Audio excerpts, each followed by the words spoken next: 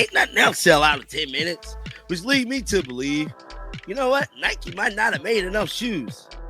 Not again. See, I don't know what it is between Nike and Caitlin Clark, but for some eerie reason, seems like Nike really much don't respect Caitlin Clark. Or am I tripping? Get down in the comment section right now. Let me know if y'all think Nike respect Caitlin Clark. Because to me, this is just my own personal opinion and my own observation of what I've been seeing for the last 2.5 years. Nike recently found itself facing criticism from Caitlin Clark's fan base after releasing her signature PE shoes on the 12th, the same day as her golf event.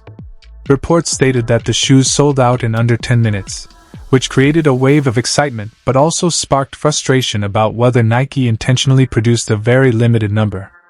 Fans pointed out that other Caitlin Clark branded merchandise didn't sell out nearly as fast, which made it seem like the supply of her Nike shoes was far more restricted than expected. That led many supporters to question whether Nike was truly giving Clark the level of support and visibility she deserves, especially when other brands like Wilson, Top Studs, and Stanley highlight her far more prominently. Some fans even shared personal experiences to compare how different brands promote her. One person described visiting Academy Sports and seeing a massive Caitlin Clark display alongside Stanley Cups, saying he was shocked to see such a huge setup in his local store. He explained that Academy Sports sells a wide range of athletic gear, yet he rarely sees Nike giving Clark similarly large, eye-catching presentations. Even at Nike stores, he claimed, there wasn't a big, standout Caitlin Clark section like the ones he sees elsewhere. He encouraged others to check their local stores too, asking whether anyone had seen large cardboard Caitlin posters with Nike products arranged underneath, the way Kohl's often features its Nike layouts. Fans feel deeply invested in Clark's success, financially, athletically, and commercially, and they expect the brands she works with to reflect her status accurately. Many have expressed that their concerns are not unreasonable at all. They simply want transparency from Nike. They want to know how many pairs were released, when restocks might happen, and what plans the brand has for future drops.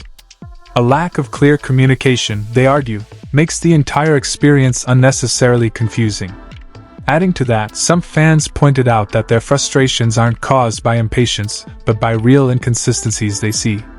They mentioned stores like Dick's Sporting Goods where they didn't see a full Caitlin Clark layout comparable to the huge Stanley setups.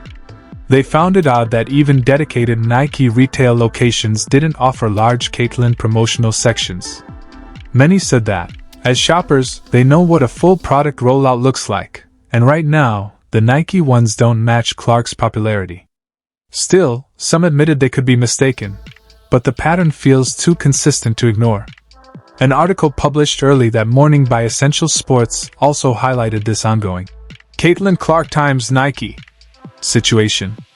The initial release of her Nike PE shoes drew enormous interest, particularly the light armory blue colorway, which sold out almost instantly.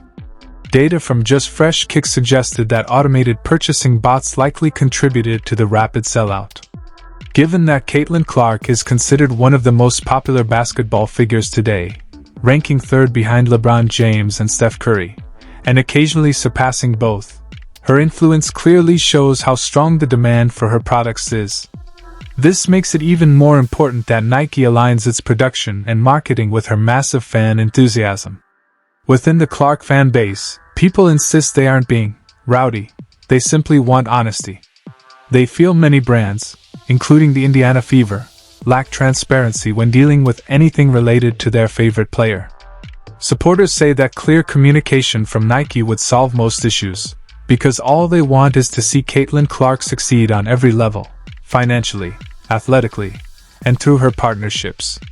This entire scenario reveals two things at once. There is enormous demand for Caitlin Clark merchandise, and fans expect Nike to match that demand with appropriate supply, visibility, and communication. Supporters continue to watch release dates closely, seeking greater clarity, while Clark herself stays actively involved in the creative process, making sure any products with her name meet her standards.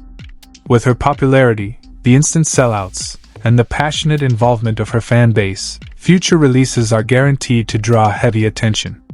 Fans also continue pushing Nike for answers after the shoes sold out in minutes. Clark made an unexpected announcement during the LPGA and Nautica Pro-Am Tour, even though no one assumed new Caitlin Clark sneakers were coming soon. She revealed that one of her signature golf shoes is already in development. She explained, "My newest golf sneakers are a work in progress. I need them to be perfect, so that's why I'm not wearing them right now."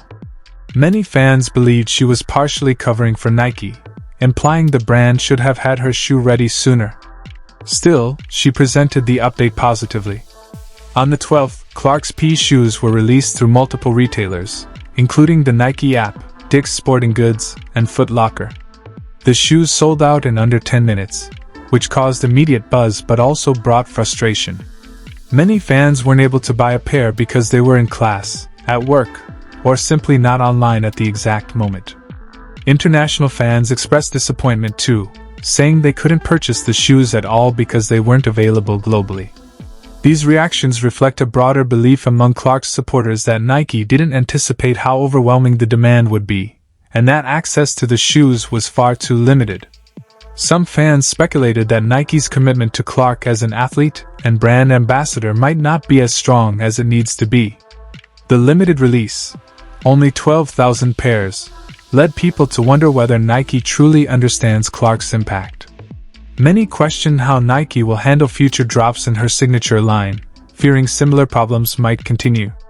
Some fans even compared this situation to Nike's early days with Michael Jordan. They referenced how Jordan became Nike's first major superstar partner and essentially built the Jordan brand from scratch, elevating Nike's entire global presence in the late 1980s and early 1990s. Back then, Nike didn't have the data, infrastructure, or marketing systems they possess today. With Clark, the brand is operating within a highly sophisticated retail landscape where they have far more knowledge about demand patterns. That's why fans argue that Nike should have been far better prepared. Just before addressing more of the Nike situation, many fans recalled comments made by Sophie Cunningham last week that went viral. She mentioned wanting a bigger contract so she could buy a home and get comfortable. Her co-host seemed surprised by her statement, and fans interpreted the comment as a hint she might leave her team. Some believed it was actually a negotiating move intended to secure a higher salary. Cunningham mentioned the possibility of playing for different teams, including the Liberty, the Lynx, or even Minneapolis. The conversation shifted to the 30-day CBA extension and what it meant. Cunningham explained she had misunderstood parts of it, thinking failing to reach an agreement would trigger a lockout, but later learned that ongoing negotiations prevent that from happening.